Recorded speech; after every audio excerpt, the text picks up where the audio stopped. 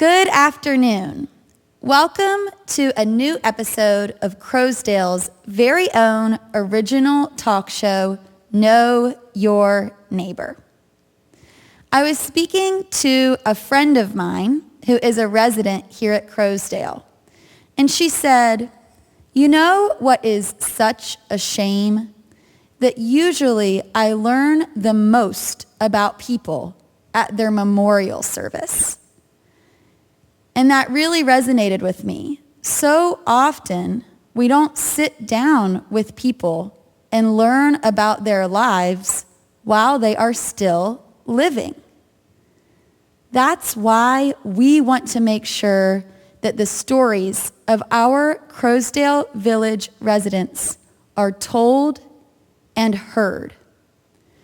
When we meet someone, we are seeing just a small glimpse of their extraordinary life that brought them to this moment today. So let's take the time to sit down and get to know your neighbor. I am so thrilled to welcome two Crowsdale Village neighbors and friends of mine to our show today. This is the first time that we are having a couple join us as our interview subjects, and I cannot imagine a better couple than Reverend and Mrs. Stubbs. I first met and knew of the Stubbs growing up here in Durham and attending Blacknall Presbyterian Church. Everyone in our congregation knew about them and their incredible missionary work in Japan. I was so thrilled when I started my role here at Crowsdale to learn that they, too, were part of the Crowsdale family. And selfishly, I was so excited to ask them to be on Know Your Neighbor so that I could finally learn more of the details of their incredible story. So I'd like to welcome Reverend and Mrs. Stubbs to this episode of Know Your Neighbor. We are so glad that the two of you are here. Thank you for taking the time to do this. I really appreciate it. So we will go ahead and jump right in. I want to start with the same question that I've asked all of our Know Your Neighbor guests, and that is simply, how are you two doing? This has been a wild ride. 2020 has been a year for the history books. Actually, we are doing very well. We are very thankful to be here, and we are thankful for all that Crowsdale does to try to keep us content, the administration and the employees. We miss eating in the dining room. We miss the classes, the strength class, the exercise class. And so it's hard to be in a place where we usually just see people all the time. But we are thankful that we have Zoom. We have 4 meetings with our Blacknall Church on Zoom, and we are thankful for the hope that we have that it will end. When I meet people I haven't seen in months here in the village, I say, "Oh, I'm glad to know you're still alive." That it is good to run into someone and see that they're doing okay. And I agree with you, Mrs. Stubbs, that even when it's hard, we have got to hold on to that hope, because when we feel hopelessness, that's when we're really going to be in trouble. So thank you for that reminder. I'm glad you're both doing well. And I know, like you said, Reverend Stubbs, people will be excited to see the two of you on their TV screen and see that you're doing well. So I am so excited, as I said, to have our first couple on the show. but I would love to hear a little bit more about you each as individuals first. So if you, one at a time, could tell us a little bit about your individual background before you got married. I was born and raised in Richmond, Virginia, and was with my school first graders right on through high school, which was a blessing to have those friends. But then we parted, and I went to a state university for 2 years, transferred to the University of Virginia for my nursing degree, and after that, back to Richmond, because in those days, everyone didn't have a nursing degree from the University of Virginia. And so I was asked to teach at the Medical College of Virginia nursing arts, which I learned a lot, and it was a very pleasant experience. I was born in Baltimore. My father was transferred to Birmingham, Alabama when I was 8 months old. We lived in a suburb of Birmingham for 12 years. And then he was transferred again to Montgomery, where I lived until I completed Auburn University. I have so many pleasant memories of my childhood. I remember rushing home from school the last day, taking off my shoes and going barefooted. I also remember playing hide and seek with the neighborhood kids after supper, summer nights, skinny dipping in a creek, and then going fishing with my avuncular neighbor. I remember the first time he took me fishing, and I caught my first fish. I don't know who was more excited, he or I. But lo and behold, we saw across the lake a police car. This lake was posted no fishing, although some people did fish there. So first he said, "Bubba, hide yourself." There was no place to hide. And after a while he said, "I guess we better head on back to the car." And as we walked along, I said, "Mr. Clisby, suppose the policeman comes and tells me I've got to throw the fish back into the lake." He said, "Oh, that won't happen. I'll stuff that fish in my pocket." I hope that that police officer who saw you fishing where you weren't supposed to is not watching this episode on TV and looking to arrest you all these years later. If he's still living, he's probably the oldest man in the world. Well, it sounds like you both had wonderful childhoods and some great education in those early years. But let's get to the juicy part. How did you two meet? Tell us about that. Actually, we were introduced in a church in Richmond at a missionary meeting. And I had heard about him because I had been in a prayer meeting, Bible study, that knew him. I didn't know him. So I did say those words, "Oh, I've heard so much about you. I'm so glad to meet you." And we went out with a group and had ice cream. And then we were both at the seminary in Richmond, Virginia. Then 2 weeks later, he came, and I was on duty at the desk, and he didn't even recognize me. And I thought, so much for that.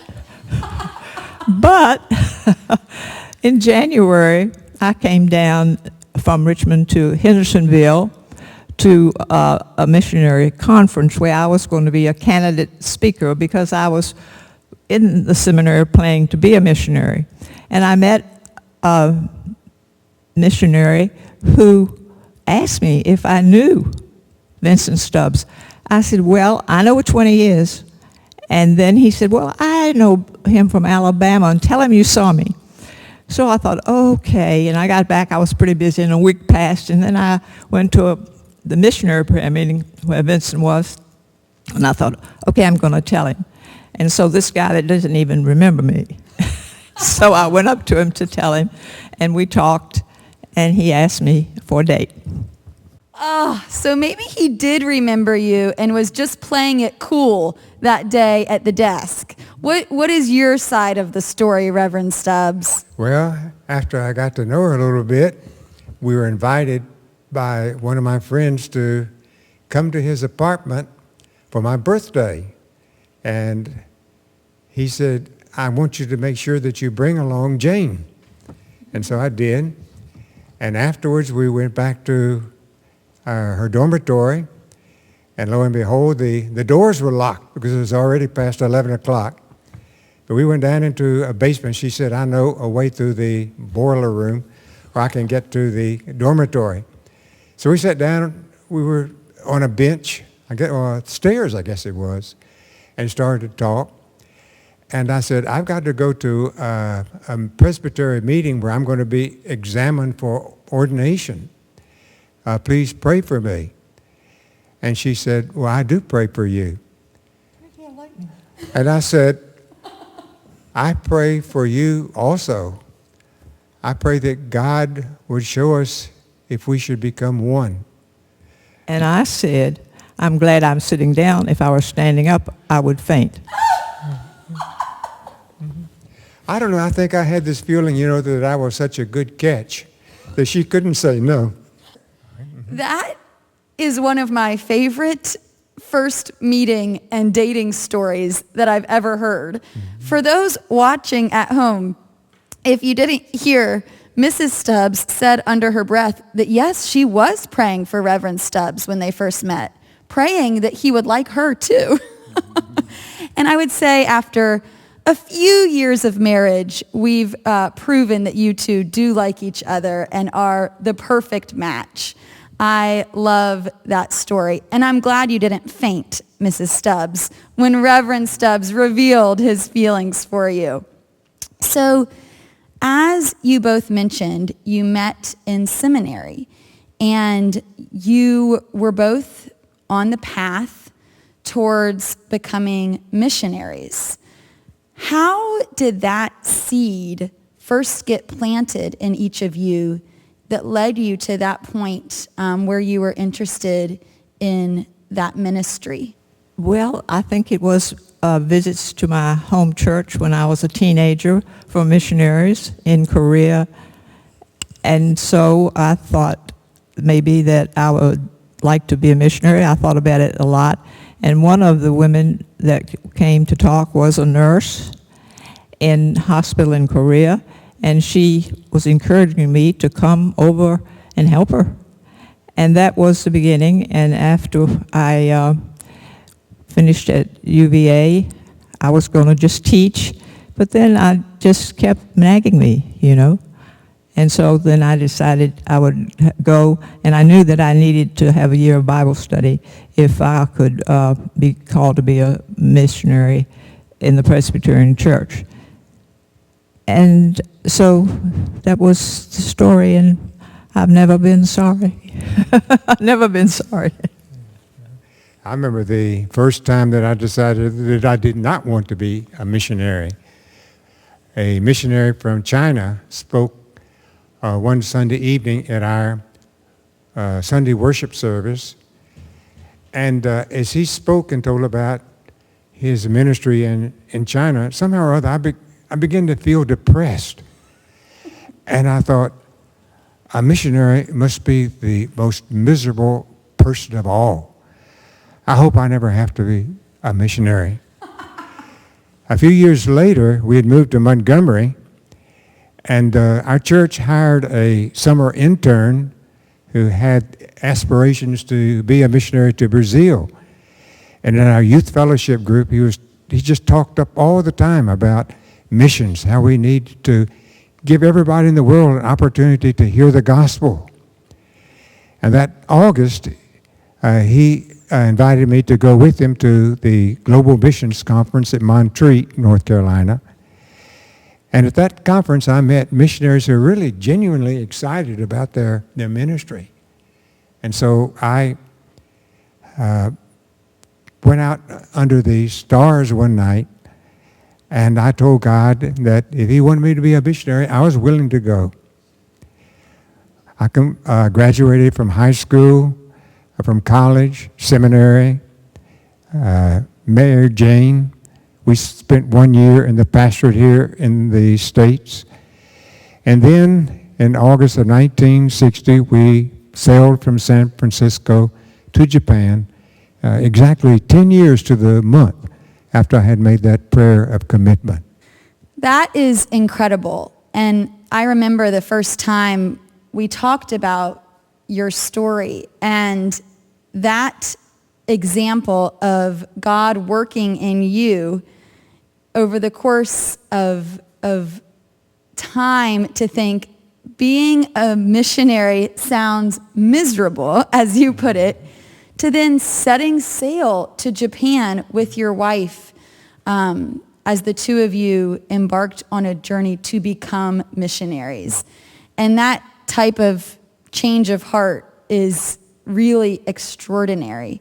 And I love that part of your story. I think that's really neat. So, as you said, you set out from San Francisco, a young married couple going to Japan to be missionaries. It was, I think I wrote down, a 16-day journey. Walk us through, what were you feeling during that trip? Were you excited, nervous? A mixture, I'm sure. Yes, we were very fortunate to have returning missionaries, and they were excited. Some were going to Korea and some were going to Japan. So we were sort of indoctrinated a little bit about what was happening in there and how it would be. We did spend 16 days going on the Arsova, British liner. So we were predisposed to like it. And we did. We decided we would really like the food. The first night that we docked in Yokohama, an older missionary couple took us out to dinner. And we sat, it was a Japanese restaurant, we sat on the floor, and she ordered, of course, and her husband was there with her. And they brought us 3 little tiny sake cups with a little something pulsing in there. And she said, the missionary woman said, no. And they took it away. And she told us they had ordered eel, and these were the hearts of the eel still beating. And she said some people just would, take them up and eat them, but the purpose was to show you how fresh the eel was. Well, eel in Japan is called unagi, and that is one of our favorite dishes, unagi. So try eel. It was really good. But that was our first experience in Japan, and so you can know that if that couple had picked up those little cups and drank those hearts, I would have too. That is such an example of how you were entering into a completely different culture. What was your comfort level or even awareness of the Japanese culture? Did you know the language? No, we had just a smattering of Japanese lessons in the States before we went to Japan. But we spent 20 months studying in a Japanese school of language. And then after that, we were supposed to continue to study with a private teacher. And I would go to a teacher's home who lived in our neighborhood once a week for language studies. But I remember going on the boat, this missionary who had actually grown up in Japan and had served one term said that the first thing that he did when he got to Japan was to spend several months studying Japanese full time. And this was a disappointment to me. I thought, you grew up in Japan, you've been a missionary there for 5 years, and you still have to study Japanese? I had a lot to learn. So you did spend that first year really better understanding the culture and also learning the language. I believe you told me that the first missionary term was about 5 years. And we now know, looking back, that you worked as missionaries in Japan for much longer than that. Were you homesick at all in that first term of those original 5 years? Or were you able to really embrace this new home and journey? What was your emotional state like? I don't think I was ever really homesick. I had 2 children in that 5 years, but I just thought I need to get these children home to meet their grandparents. And if I get over there and I can go to a real grocery store, supermarket, I'm not going to come back here. I'm just going to stay there. We'll figure out something. I don't even think I told Vincent that. But after I'd been in the States about 7, 8 months, I thought, wow, I've got to get back to Japan where things are so organized, where I know who I am and know what I'm supposed to do. So it was with joy that we returned after that 1 year. That's incredible that you thought, I can't wait to get back to the States. And then once you were here, you felt that longing for Japan. I think that's such a testament to what a part of the community you became. Tell me, what was the perception of the locals of 2 Christian missionaries coming into their community? Did they welcome you with open arms, or was there a level of skepticism or any preconceived notions they may have had about missionaries? What was their welcome like in those first few years? The Japanese are not a religious people. They're supposed to be Buddhist and Shintoist, and most of them claim to be both, but their religion really does not involve much of their life. And so people are not really interested in learning about Christianity, at least not most people. We started a church in a satellite city of Osaka with I and Jane and an elder of the Osaka church. We advertised the meetings in local newspapers, and a few people began to come to our meetings, which are held Sunday afternoons a month.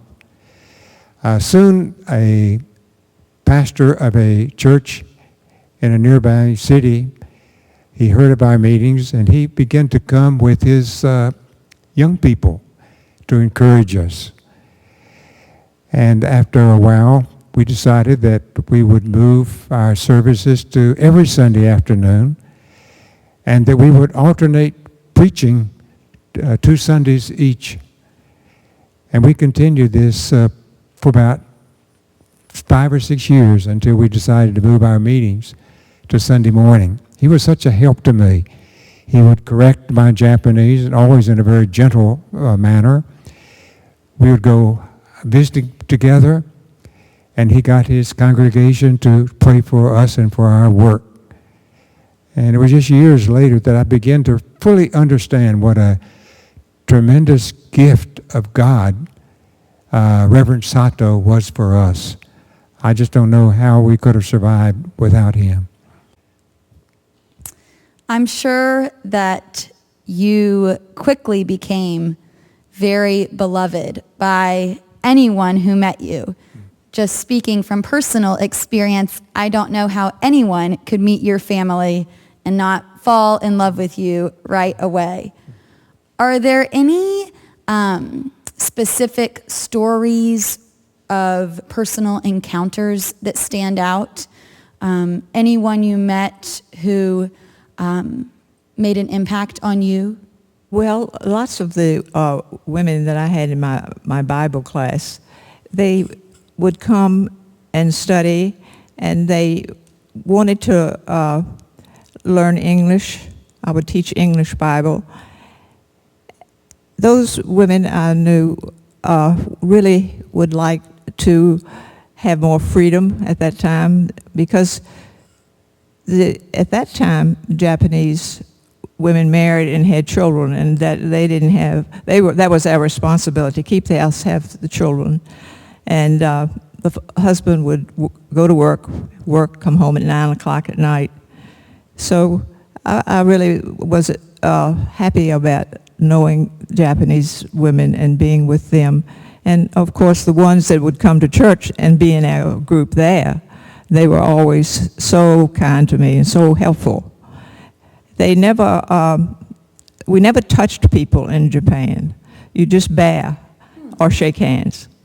And so I would feel like, oh, I want to hug these women. But of course I couldn't.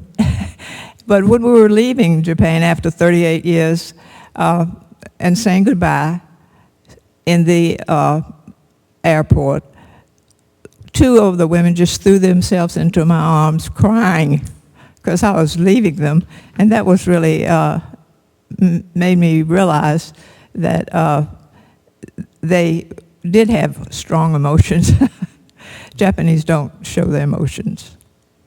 But it was a learning experience, and I look back on it with real joy, and I look back on it thinking, oh boy, those mistakes you made in not understanding the culture at first must have been terrible. One time Vincent went to visit the second church we started. He went to visit a person in the hospital, and he carried a plant, you know, a little potted plant, and he found out you can't do that. A plant has roots, and if you take it to the hospital, it means the roots of the disease will go down. And so, but they were forgiving, very forgiving people. And I'm sure you didn't take a plant to the hospital again. Yeah, I remember we had moved to a new community to start a second church, although we didn't know at the time a single contact in that community. We'd placed flyers in the newspaper, and almost immediately, this man came with his family and asked me to start an English Bible class for him, some of his neighbors, and some of the colleagues at the pharmaceutical company where he worked. And we held that Bible study on Wednesday evenings. About 6 to 8 or 10 people would come. And over time, 6 of those people became members of the church. A few years later, another couple began to come. And this was interesting because the wife, although they were not Christians at the time, she had gotten Bible story books and read them to her son. But she felt that she could never go to church unless her husband was willing to go with her.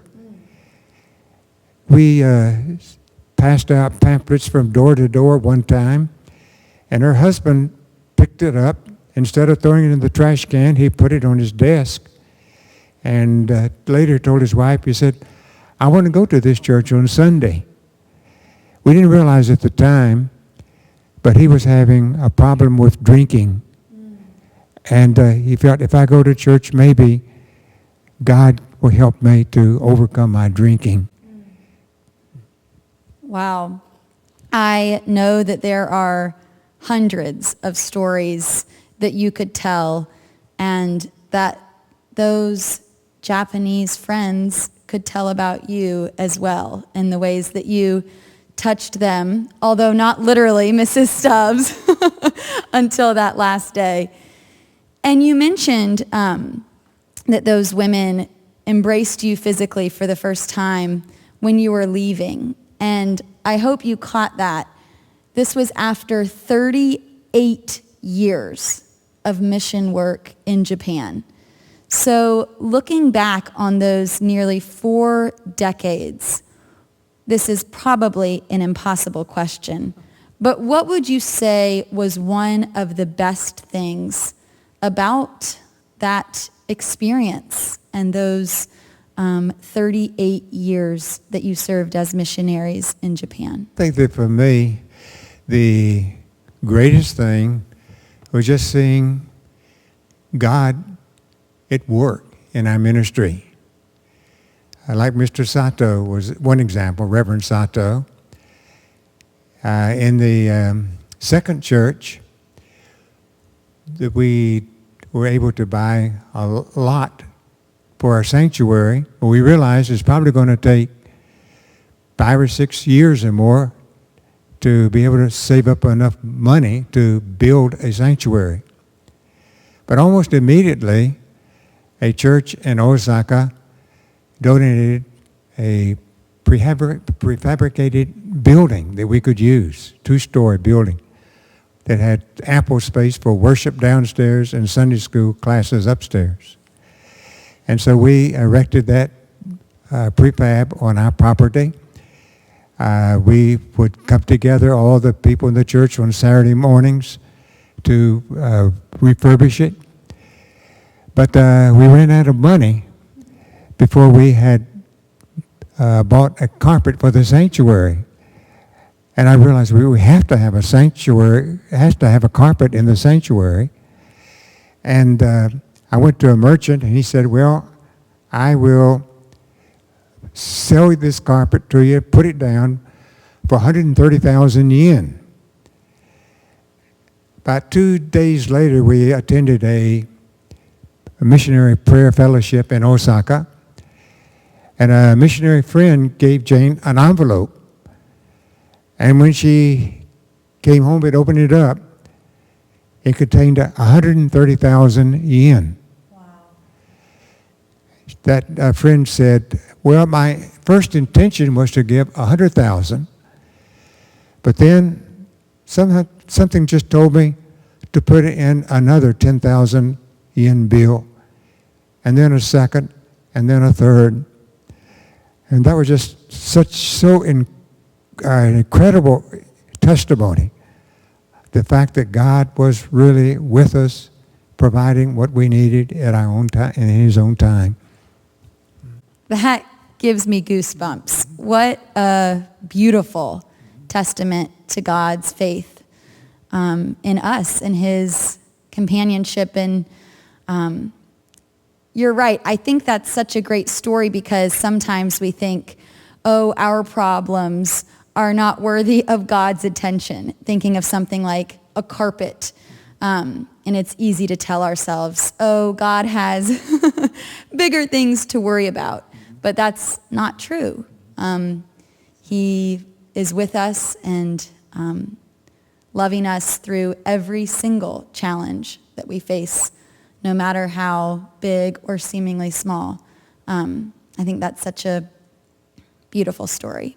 And everything that you've shared today has been so just inspirational and impactful to hear. I know that everyone who watches this will say the same. So my last question, and then I'll let you go, although I would love to ask you questions all day, and I'm sure others would agree. What advice would you have for someone who thinks they may be hearing the calling to mission work? Well, I think it's changed in all these years. And young people and older people too have opportunities to go for a certain need or for a certain number of years, like to teach or to help out with some, digging wells and things like that. And I would say, whatever age you are, just go for it. It is such an experience to live in another country and to get a world view of what other people have lived through and how they work, and you feel that you are helping people. And I would hope that people will continue to do that. It's easier now. Well, when we went on that ship for 16 days, there was no flying airplanes that hardly went across. And so now it's so easy, and still there is a need for us to think about others. I love that advice of just go for it. And you're right, there is certainly a need for people like the two of you who are always putting others first.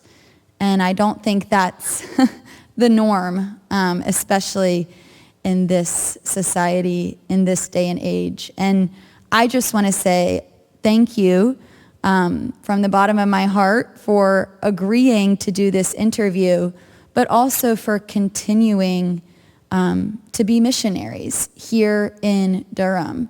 You set an example through the way you love each other, the way you love the whole community, and the way that you love God. And you serve as missionaries here in this community every day. So thank you for that on behalf of everyone who has the blessing of knowing and loving you. Thank you so much for tuning in to this episode of Know Your Neighbor with our residents, Reverend and Mrs. Stubbs, who served almost 4 decades as missionaries in Japan. Remember that new episodes of Know Your Neighbor play every Wednesday at 4 p.m. on channel 1390. Thank you for tuning into this episode, and we'll see you next time.